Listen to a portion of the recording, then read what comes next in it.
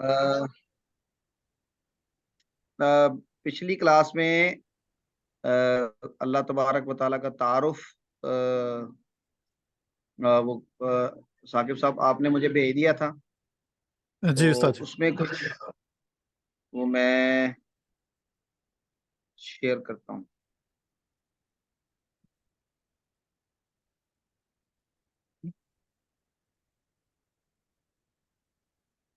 یہ آپ نے لکھا ہے؟ ہاں جی اچھا، اس کو ایک دفعہ دیکھ لیتے ہیں پھر آگے چلتے ہیں، بلکہ اگر آپ اس کو جی، میں تھوڑا سا جی کرتا ہوں۔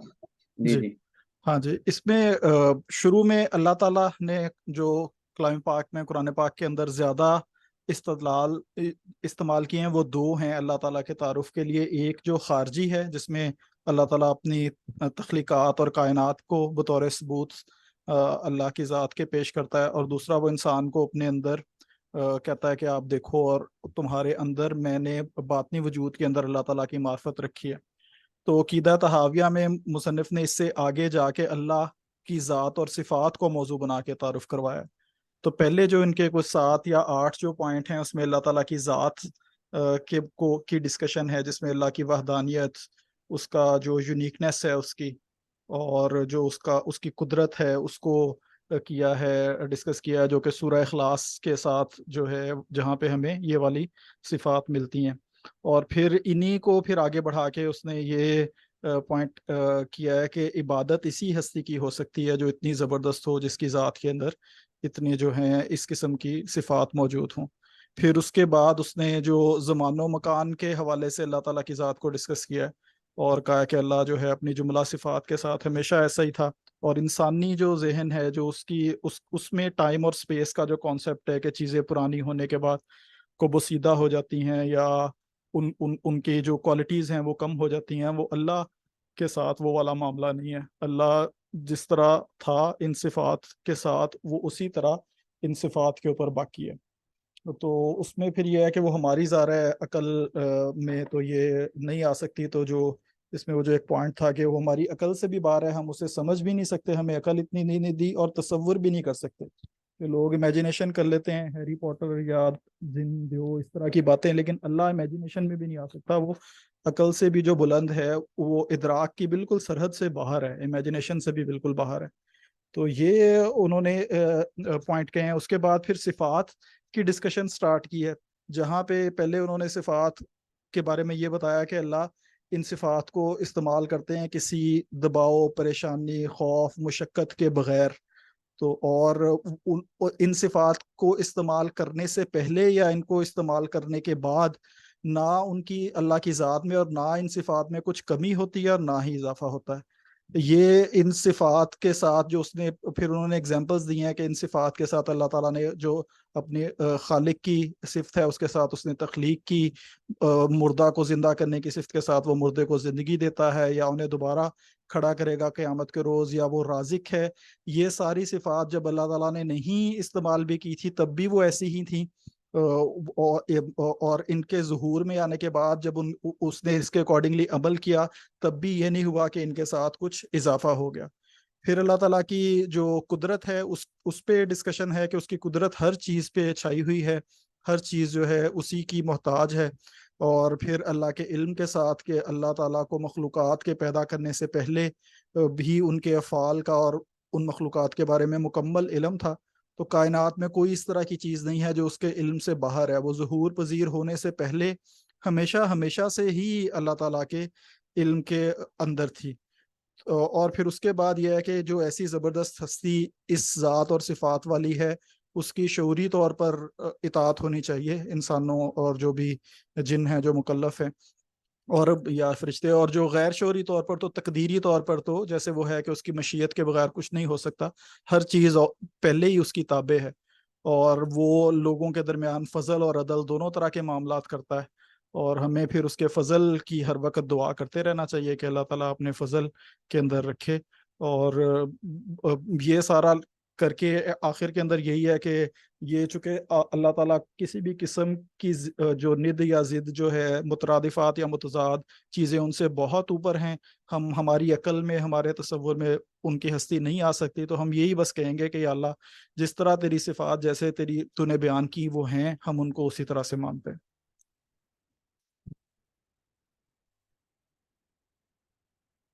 ماشاء اللہ، بہت اچھا آپ نے خلاصہ بیان کر دیا۔ تو اس کے بعد جو ہم نے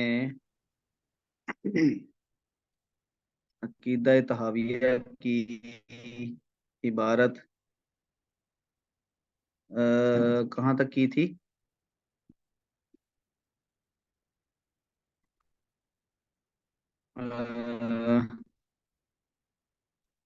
یاد ہے کسی کو کہاں تک ہم نے یہ مکمل کیا تھا؟ 39 نمبر ہوا تھا، 40 نمبر۔ ہاں 39 نمبر تک کر لیا تھا۔ 39 کرنا ہے، ہاں جی کرنا ہے 39 جی۔ 39 کرنا ہے، کیونکہ اس سے یہ جو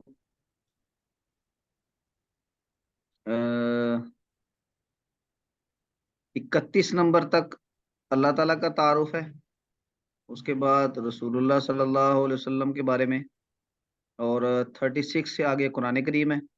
اور قرآن کریم کا یہ جو لیس بمخلوقن، اس پر میں نے آپ میں سے کسی سے گزارش کی تھی کہ آپ تھوڑا سا کس کو کہا تھا؟ ویسے ہی صحیح آپ نے کہا تھا کہ جو ہے قرآن کے مخلوق ہونے کے مسئلے کو دیکھ کے آنا ہے، یہ آپ نے کہا تھا۔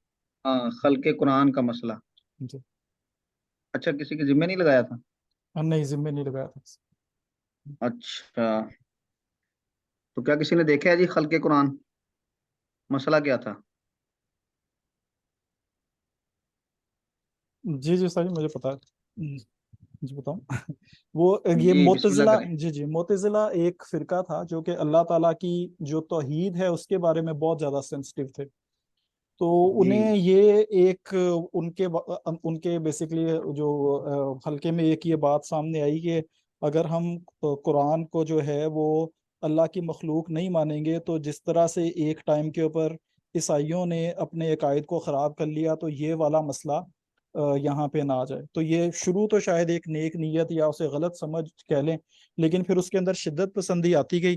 ایک ٹائم کے بعد ان کا جو عباسی جو خلفاء تھے ان کے دربار کے اندر رسوخ بہت زیادہ ہو گیا، اور مامون کے زمانے کے اندر ان کا اتنا زیادہ آ گیا، مامون خود بھی چونکہ تھا عالم تھا کافی بڑا، تو اس کو سمجھا انہوں نے کنونس کر لیا کہ جو یہ عقیدہ نہیں رکھتا وہ اصل میں اللہ کی توحید کے خلاف جا رہا ہے۔ تو مامون نے پھر سرکاری طور ہاں، پر جو معتزلہ کا ایک اور نام بھی ہے، وہ اپنے آپ کو کیا کہا کرتے تھے؟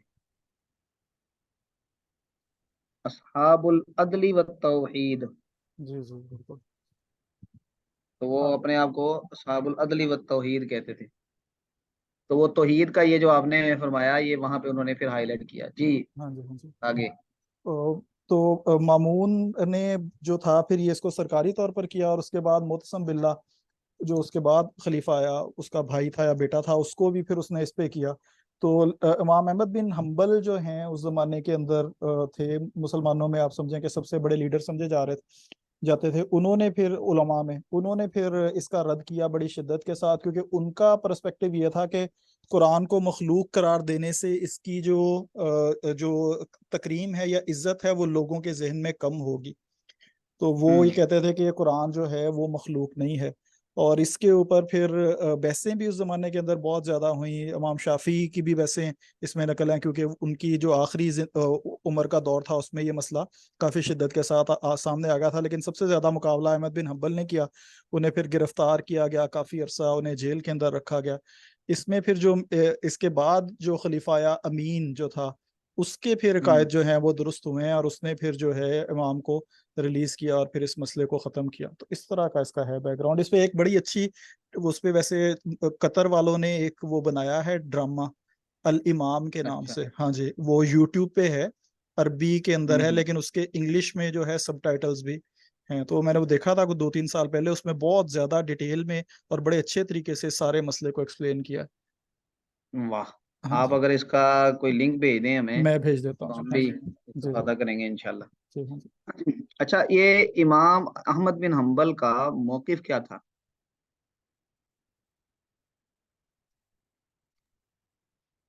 क्यों जी?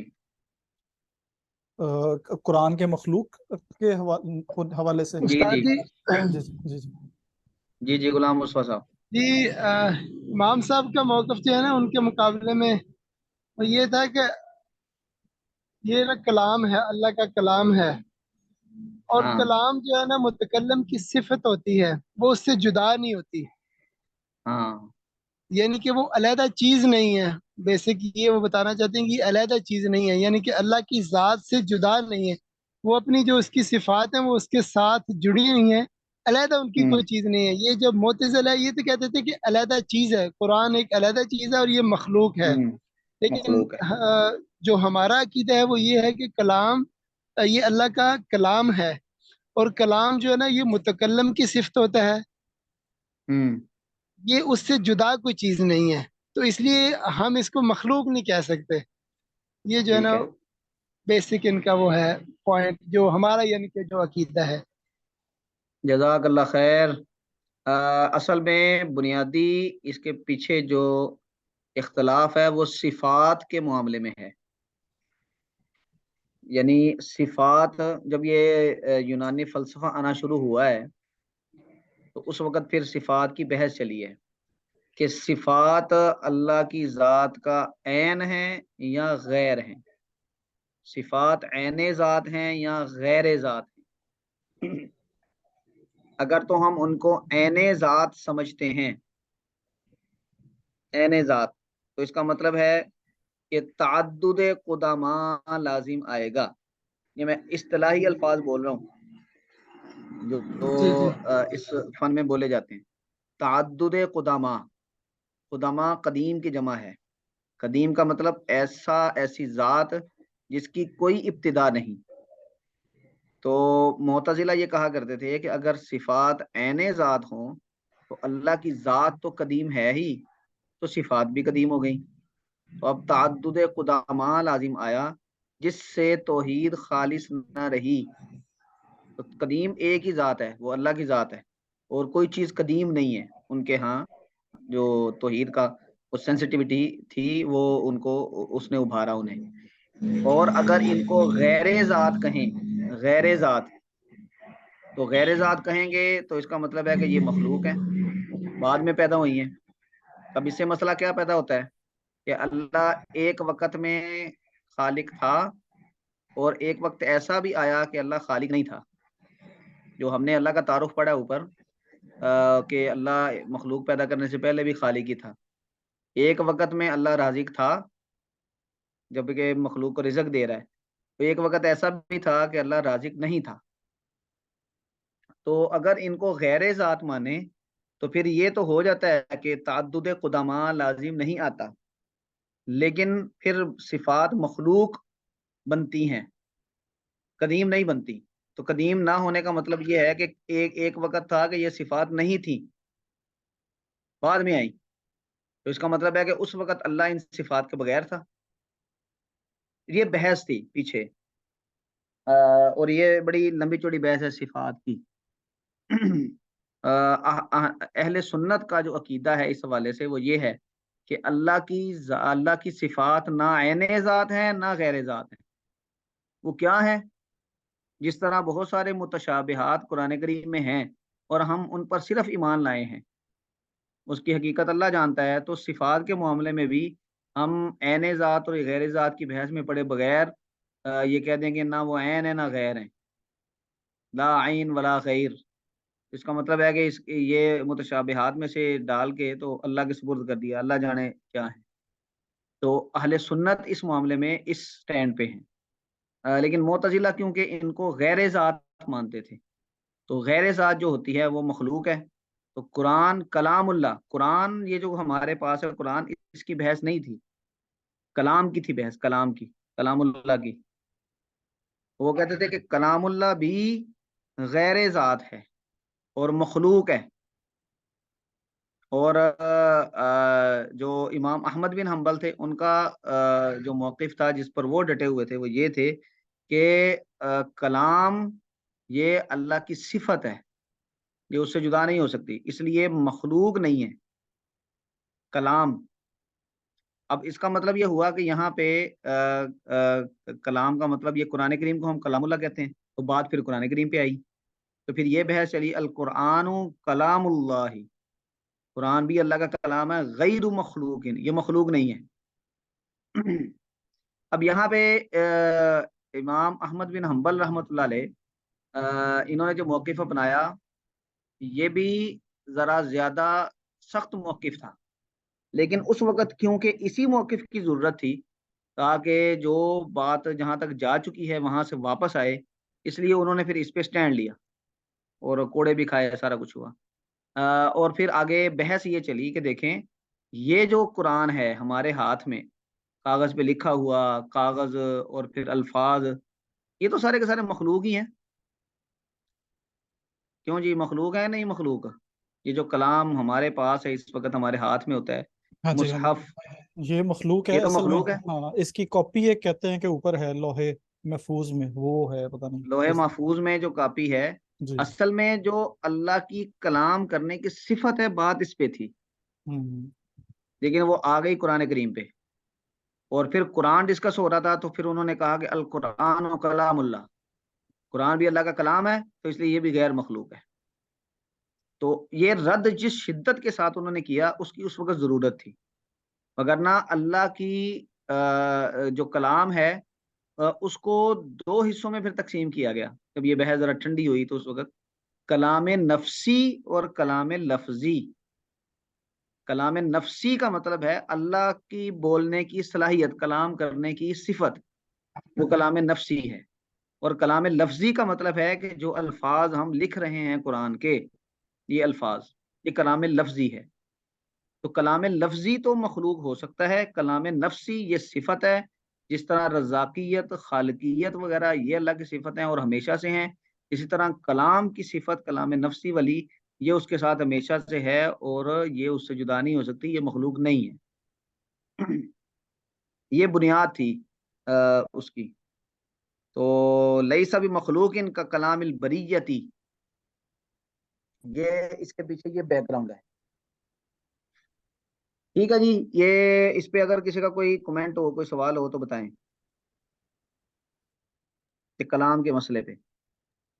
جو امام احمد جی جی جی استاد، فرمائیں۔ یہ نا جس طرح شروع میں ہم نے اس میں ڈسکس کیا تھا کہ علامہ جو زمخشری ہے، اور اس وقت کے جی جی شاید بڑے بڑے مطلب آج بھی یہاں پر اہل عرب بھی جب وہ کوئی حوالہ دیتے ہیں تو ان کی تفسیر سے جو ہے نا لغت کے حوالے سے دیتے ہیں، تو مطلب اگر ابھی جس طرح ہمارے ذہن کے اندر آ رہی ہے نا کہ معتزلہ، تو ہم فوراً ذہن کے اندر آ جاتے ہیں لوگ کہ بھائی جہنمی ہے، تو کس طرح مطلب یہ ایک دوسرے فرقے کے اتنے بڑے جو ہے نا وہ اہل علم حضرات جو قرآن کا بھی اتنا ماشاءاللہ اسٹڈی ہو اور ابھی تک مطلب اسے مستفید بھی ہو رہی ہے امت، تو کس طرح ان کے بارے میں یہ کہا جاتا ہے، یا سمجھنے میں تھوڑی سی یہ مشکل آ رہی ہے، یا ان کا نقطہ کچھ اور تھا، بعد میں کچھ ٹرانسلیشن میں مسئلہ آ گیا؟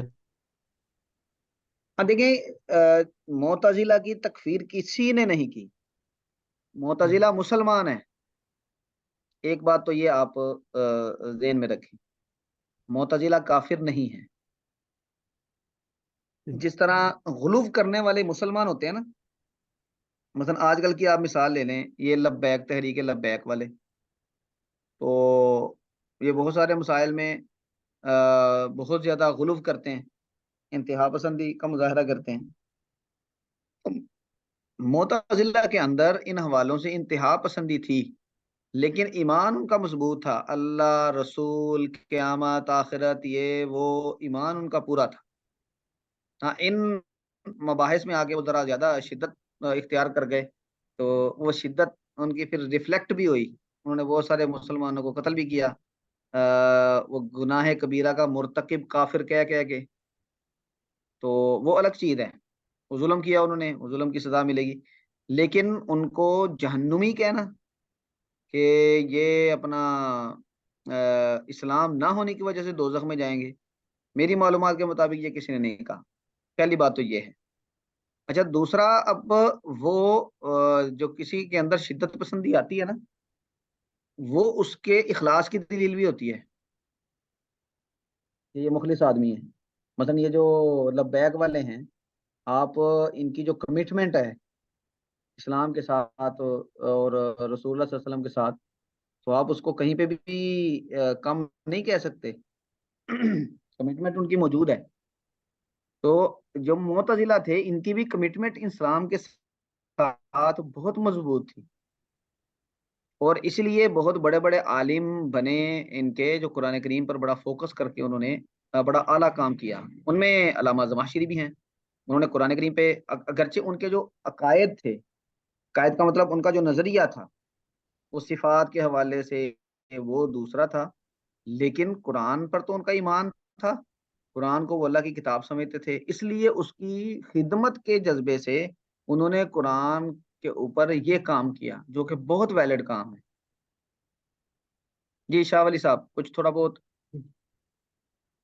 جی سر، یہ تو کلیئر ہوا. میں یہ صفات کے حوالے سے کہہ رہا ہوں نا کہ اس وقت یہ اتنا غریب بحث اوپر چلی، اور بعد میں جس طرح ایک شارٹ ویو دیتے ہیں کہ جو اشعری ہے اور ماتوریدی ہے، انہوں نے بس ان کو جسٹ ایک ڈائریکشن دے دیا اور وہاں پر بات. تو اب آج بھی پتہ نہیں ایگزیکٹ، یہ چونکہ سینسیٹیو بات ہے، عام میں اتنا مشہور نہیں ہے، لیکن اب مجھے ایگزیکٹ پتہ نہیں ہے کہ ہمارا جو موقف، مطلب ہم سنتے ہیں کہ بھائی اہل سنت والجماعت کا ہے، تو کیا اس اہل سنت والجماعت سے مراد یہ ٹو بی سارے جو بریلوی ہے اور سلفی ہے، اہل حدیث ہے، کیا یہ ساری اسی کے اوپر متفق ہے، یا اس سے ہمارا مراد جسٹ دیوبندی حضرات ہے، جو ہم کہتے ہیں کہ بھائی یہ کلام کے حوالے سے جو اشعریوں کا موقف ہے یا ماتوریدیوں کا ہے، ان کا اس کے اوپر مطلب یہ کنسپٹ ہے، تو یہ کنسپٹ صرف دیوبندی کی طرف ہم نسبت کرتے ہیں، یا یہ باقی نہیں جو. نہیں، جی باقی بھی ہم دیوبندی تو یہاں برصغیر کے پیداوار ہیں. اصل میں تو احناف، یہ یعنی بریلوی بھی دیوبندی بھی احناف کی طرف ہم نسبت کرتے ہیں. تو جب بھی اشعری ماتوریدی ڈسکس ہوگا تو اس میں احناف کا ہوگا، اور اسی طرح دوسرے جو سلفی حضرات ہیں، ظاہری حضرات ہیں، وہ ڈسکس ہوں گے، کیونکہ یہ بحثیں بڑی پرانی ہیں اور میچور ہو چکی. تو ہم یہ کہیں گے کہ اہل سنت میں اشعری ماتوریدی دونوں شامل ہیں. اب ان میں اہل حدیث بھی آ گئے، دیوبندی بھی آ گئے، بریلوی بھی آ گئے. تو ہم یعنی ایسا نہیں کریں گے کہ ان میں سے کسی کو نکالیں اہل سنت سے. یہ اہل سنت میں شامل ہیں، کیونکہ ان کا اشعری ماتوریدی جو ان کا آپس میں تھوڑا سا اختلاف ہے، بس وہی اختلاف ہے، وگرنہ اشاعرہ اور ماتوریدیہ یہ اہل سنت کے ریپریزنٹیٹیوز ہیں. جی شاہ ولی صاحب. جی سر. تو سر اس پہ یہ بتائیے گا کہ جو جیسے وہ میں بتا رہا تھا وہ ڈرامے میں تو یہ کہتے ہیں کہ یہ امام احمد کہہ رہے ہوتے ہیں کہ میں اللہ کی صفات جیسے اس نے بیان کی ہیں بس ویسے ہی مانتا ہوں. یہ جس کو زیادہ سٹرکچرڈ کیا، جیسے آپ نے بتایا کہ جو لائن ولا غین جب والا ہے، نائن ذات ہیں اور نا غیر ذات ہیں، یہ کس نے پھر کیا بعد میں؟ یعنی کہ جو اہل سنت کا موقف تھا اس کو ایک سٹرکچرڈ وے کے اندر پھر کہا کہ ذات اور صفات کو علیحدہ کریں اور یہ ایسے ایسے بیسکلی ہو. دیکھیں یہ نا جب یہ وہ کیا تھا اعتزال انا والا حسن بصری. ابو الحسن علی اشعری کا جو واصل بن عطا، ہاں جی، واصل بن واصل بن عطا، واصل بن عطا نے جب یہ اعتزال انا، یعنی انہوں نے کہا کہ وہ اختلاف ہوا، وہ الگ ہو گیا، تو یہ پروسیس تو وہیں سے شروع ہوا تھا، اور یہ لمبا چلا. پھر ایک مکتبہ، یہ کوئی 2-4 سال کی بات نہیں ہے، یہ بہت لمبا اس میں وقت گزرا. اور یہ لمبا وقت گزرنے کے ساتھ ساتھ اس پہ بحثیں بھی ہوتی رہیں، اور جب 2-3 مواقف سامنے آ جاتے ہیں کسی ایک مسئلے پر، تو پھر اس میں جو اعتدال پر مبنی ہوتا ہے، جو دلائل جس کے مضبوط ہوتے ہیں، وہ پھر سٹیبل ہو جاتا ہے، اور جو باقی ہیں وہ یعنی ساتھ ساتھ چلتے تو ہیں لیکن ان کی طرف نوٹس اتنا نہیں لیا جاتا. تو جو اشاعرہ اور ماتریدیہ کے مواقف تھے بعد میں، تو اصل میں وہ یعنی اعتدال پر مبنی تھے. مثلاً اگر ہم اسی بحث میں الجھے رہیں کہ وہ عین ہیں یا غیر ہیں، تو یہ تو کبھی بھی حل ہونے والا نہیں ہے معاملہ، یہ ٹینشن بنی ہی رہے گی۔ اس ٹینشن کو ختم کرنے والا جو موقف تھا وہ یہ لا عین لا غیر والا تھا، تو پھر یہ اعتدال والا تھا۔ اس پہ پھر سوسائٹی نے گویا کہ اطمینان کا اظہار کر دیا، اور آہستہ آہستہ آہستہ آہستہ آہستہ یہ اسٹیبل ہو گیا، تو with the passage of time. یہ ہائی لائٹ کیوں ہوا اتنا زیادہ؟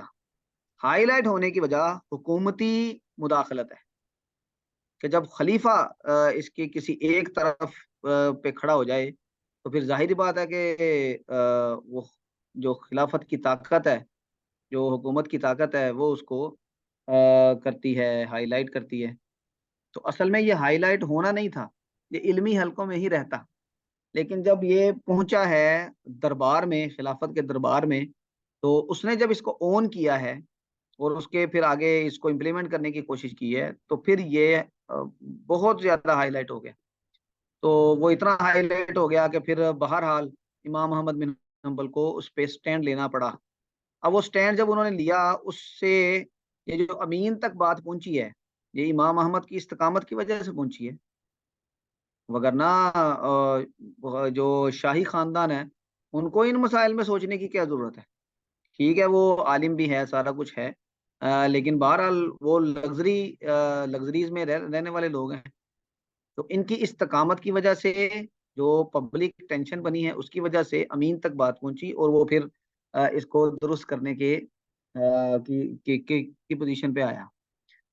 تو اس کا جو بیک گراؤنڈ ہے نا وہ یہ ہے، اور اس ٹھیک کرنے کی پوزیشن پہ پھر جب ساتھ ساتھ جو حکومت جنس میں انوالو ہو، اس کے علاوہ جو پیرالل مواقف چل رہے ہوتے ہیں، پھر اس پر بھی غور و فکر کرنے کی گویا کہ ایک تحریک ملتی ہے۔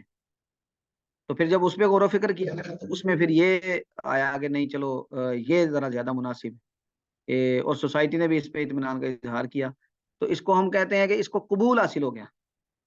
جو وہ قبول حاصل ہوا خاص طور پہ اہل سنت میں، تو پھر معتزلہ کا موقف یہ نہیں ہے کہ ختم ہو گیا، وہ ابھی تک چل رہا ہے، ساتھ ساتھ چل رہا ہے، لیکن اس کی طرف توجہ کم ہو گئی، توجہ اس کی طرف زیادہ ہو گئی۔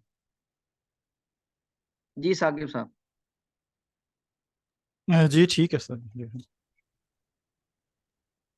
اچھا جی، جی بھائی جی ایک شاہ ولی صاحب یہ فرمائیں۔ ہمارے مردان سائڈ کے ہے، پورا نام تو ابھی یاد نہیں، یہ سجاد اس طرح کا جاتے ہیں، لیکن ماشاءاللہ یہ علم الکلام میں نا کافی زیادہ آج کل یہ کراچی بھی جاتے ہیں، دورے وغیرہ کراتے، تو جی میں جی بعد ان کی سن رہا تھا دورے کے ایک شارٹ کلپ، تو وہ جب بیان کرتے تو پیچھے سے کمنٹس میں نے جو یہ سیلفی ہو گئے یا ہمارے اہل حدیث ہو گئے، یہ ان کی نا یہی جو بات ہم ڈسکس کرتے ہیں ان کی رد کرتے تھے، وہ کہتے تھے اس طرح نہیں ہے جو بیان کر رہے، اور وہ یہی موقف مطلب بیان کر رہے ہیں، ان کی کافی سارے معذرات بھی ہے یہ ماتوریدی اور اشعری کی، لیکن وہ ان کے پیچھے پہ لگے رہتے ہیں اپنے بیاناتوں میں بھی کہ بھائی جو ہے یہ نہیں ہے، اور تو میں اس لیے کہہ رہا تھا کہ شاید اہل سنت کے اندر بھی پھر یہ کچھ لوگ کچھ صفات کے اندر اختلاف ہے یا ٹوٹلی مطلب دیکھیں، یہ جو علمی لیدے ہوگی نا، یہ تو قیامت تک چلتی رہے گی۔ جب آپ ایک موقف کو لے کر اس کو بیان کریں گے، جو جو دوسرے موقف کے حامی ہیں وہ کچھ نہ کچھ تو کریں گے کہ نہیں کریں گے، پھر وہ کم از کم اپنا موقف تو واضح کریں گے ہی۔ تو ہمارے ہاں جو یہ سلفی حضرات ہیں، یہ اشعری اس کے یعنی وہ ہیں قائل، یعنی ان کا موقف جو ہے وہ اشعری موقف کے قریب ہے، اور ماتوریدی جو احناف ہیں یہ ماتوریدیہ کے زیادہ قریب ہیں۔ تو جب آپ ماتوریدیہ کا بیان کریں گے تو اشعری موقف کے حامی کچھ نہ کچھ تو کریں گے، اور یہ چلتا رہے گا، لیکن اس کو حکومتی سطح پر سرپرستی نہیں ملنی چاہیے۔ علمی میدان میں یہ کام چلتا رہے تو چلتا رہے، بسم اللہ، اور جب علمی میدان سے نکلے گا تو تبھی وہاں پر معاملہ گڑبڑ ہوگا۔ تو یہ سجاد صاحب، مفتی سجاد شاید غالباً ان کا نام ہے، کچھ چیزیں میں نے ان کی سنی ہیں۔ جی جی، وہ اصل میں نا رویے کا بھی فرق ہوتا ہے، ان کا جو طریقہ ہے وہ مناظرانہ زیادہ ہے، علمی کم ہے۔ علمی اگرچہ وہ علمی طور پہ مضبوط آدمی ہے، لیکن اس میں مناظرانہ رنگ زیادہ ہے، اور جہاں پر یہ آئے گا وہاں پر پھر دوسری طرف سے ضرور کوئی نہ کوئی جواب آئے گا. تو یہ اس سے کوئی پریشانی نہیں ہونی چاہیے، یہ ایک نیچرل پروسیس ہے. اسی سے چیزیں چھانٹی ہو کے سامنے آتی ہیں، واضح ہوتی ہیں، الیبوریٹ ہو جاتی ہیں چیزیں، دوسروں کو دونوں طرف کے دلائل پتہ چل جاتے ہیں اور لوگوں کو پتہ انالیسس کرنے کا موقع ملتا ہے.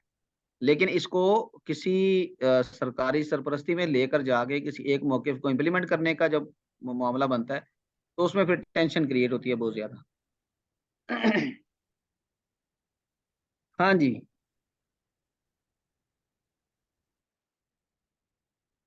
تو یہ ہم نے پڑھا تھا 38 تک، 39 سے پڑھنا ہے. تو کن کے ذمے تھا جی؟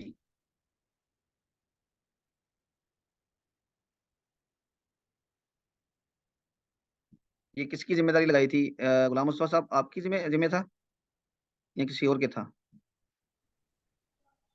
استاد جی آپ نے سب سے کہا تھا کہ پڑھ کے آئیں گے، کسی سے خاص نہیں کیا تھا. اچھا چلیں، آپ میں سے کوئی للہ فی اللہ شروع کر دے. ٹرائی کر لیتے ہیں انشاءاللہ. شاہ ولی صاحب چلیں جی، للہ فی اللہ. بسم الله الرحمن الرحيم. ومن وصف الله بمعنى من معاني البشر فقد كفر فمن أبصر هذا. نہیں نہیں، آپ نے وقف نہیں کرنے، آپ نے اعراب پڑھنے ہیں، بشر نہیں پڑھنا. کیا پڑھنا ہے؟ من معانی بشري. ہاں جی، آگے. فقد كفر. جی فمن أبصر هذا اعتبر. یہ اعتبر پڑھیں گے صحیح ہے؟ هذا اعتبر. ہاں، اعتبارہ، اعتبر. اعتبارہ ٹھیک ہے تاکہ پتہ چلے کہ کیا پڑھنا ہے. وعن مثل قول الكفار وعن مثل قول الكفار زجر جی وعلم أنه بصفاته ليس كالبشر جی والرؤية حق لأهل الجنة بغير إحاطة ولا كيفية كما تی کے تین بغیری آگے کیا ہے؟ احاطہ إحاطة تن بغير تن تن إحاطة ولا كيفية. تن کیوں؟ تن کیوں منصوب کیوں؟ غیری کیا ہے؟ غیری غیر تبھی ہم نے وہاں پڑھا کہ یہ دو اس کے لیے آتا ہے، یا تو صفت کے لیے آتے ہیں یا اللہ کی استثناء معنی میں آتے ہیں. تو ٹھیک ہے، لیکن یہ ہوتا کیا ہے؟ اپنے ماں قبل ماں بعد کے لیے کیا ہوتا مضاف. ہے ہاں مضاف ترکیب مضاف، میں؟ یہ سب مضاف آتے ہیں اسے. ہاں تو یہ مضاف ہوگا تو اگلا مضاف الیہ ہوگا. بغیر احاطة. ہاں احاطة ہاں جی بغیر احاطة. یہ مجرور پڑھیں گے احاطة دیتے. جی جی، مضاف الیہ ہونے کی وجہ سے مجرور ہوگا. صحیح. ولا كيفية. جی كما آگے. كما نطق به كتاب ربنا ہوں وجوه يومئذ ناظرة إلى ربها ناظرة ہوں وتفسيره على ما أراد الله تعالى وعلمه. جی وكل ایک منٹ بس، ٹھیک ہے اتنا ترجمہ کریں پھر آگے چلتے ہیں. ومن وصف الله بمعنى، اور جس نے یعنی متصف کیا اللہ کو، دوبارہ ذرا عبارت دوبارہ پڑھیں. ومن وصف اللہ، جس نے متصف کیا، ہاں ٹھیک ہے. جی جس نے متصف کیا اللہ کو بمعنى جی من معانی البشری، یعنی انسانی صفات جی میں صفت، بشر کی کوئی صفت نہیں. فقد کفر، تو اس نے کفر کیا. فمن ابصر हाजा, बस जिसने जी, बसरा यानी बसीरत से काम किया, या बसरा यानी ए, अब सारा का मतलब है जिसने ये समझ लिया या देख लिया, अब बस सारा। जी। सही, वो साकिब भाई कह रहे कि लिंक ड्रॉप होने वाला है। हाँ साकिब साहब, आप लिंक भेज दें, हम जी उसको ज्वाइन कर लेते हैं। मैं भेज दूँ। ठीक है जी, ये क्लास